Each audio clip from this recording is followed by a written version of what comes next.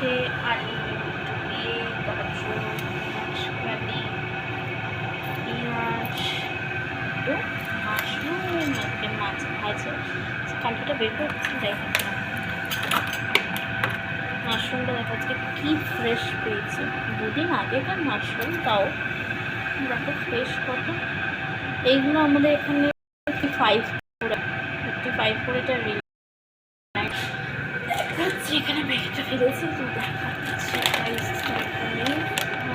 প্রাইসটা এখানে 80 রুপিস দেখাচ্ছে বাট ওদের অফার অনুযায়ী এটা